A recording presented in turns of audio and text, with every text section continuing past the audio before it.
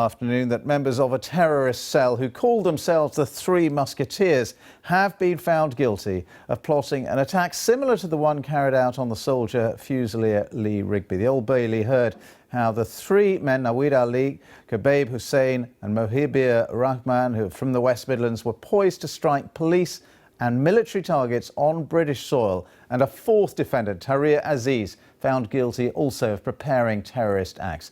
Let's get this report on the background to the case from Phil Mackey. The raid at Hero Couriers in Birmingham last August. An area near the city centre was evacuated and the bomb disposal unit called in. It was the culmination of an elaborate undercover operation in which the four men were observed meeting each other in Birmingham and in Stoke. They were already well known to the authorities. Naweed Ali and Khobaib Hussain had been jailed after travelling to a terror training camp in Pakistan in 2011.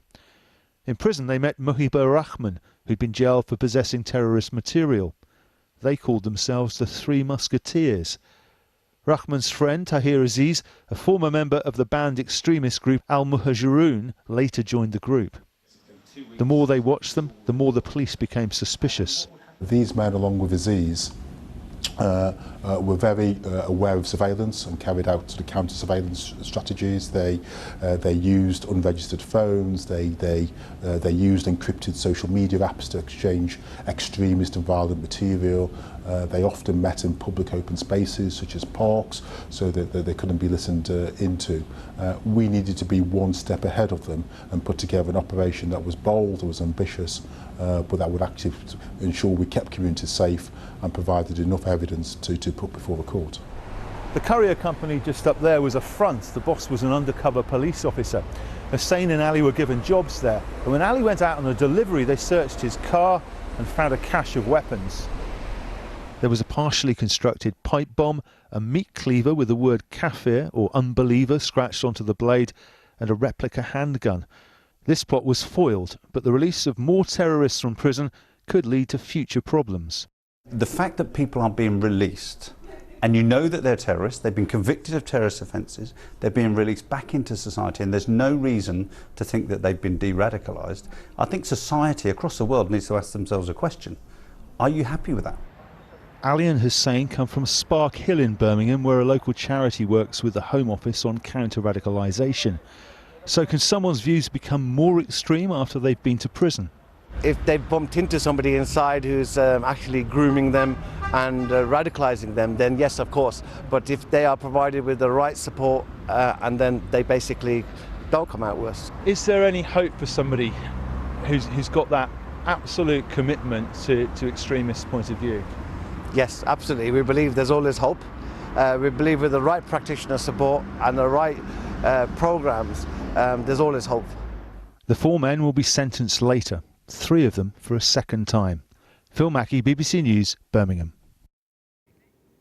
Well, let's go to our correspondent Tom Burridge, who's been following the case for us at the Old Bailey. And Tom, of course, with recent terror attacks this year, we've heard a lot about terrorists who slipped through the net of the authorities, but these men were very much on the radar of the police and MI5. Yeah, it's an incredibly important result for the police. These guys were known to MI5 and the police for a long time.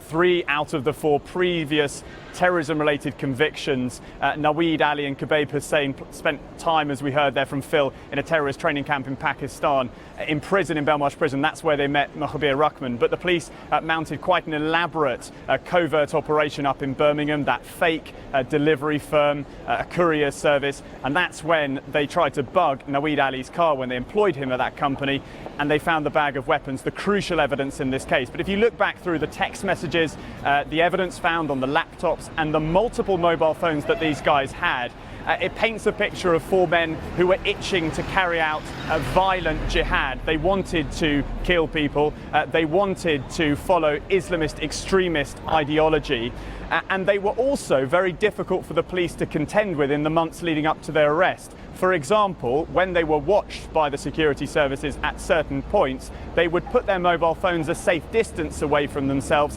while they would talk, or they would simultaneously all switch off their mobile phones. That was painted in court as attempts basically to counter surveillance by MI5 and the police. I mean, interestingly, one of the three actually said that it claimed in court that MI5 had actually tried to recruit him. So these guys were not strangers to the security services. It is, though, an important conviction. 4, all guilty on preparing terrorist acts. They'll be sentenced tomorrow.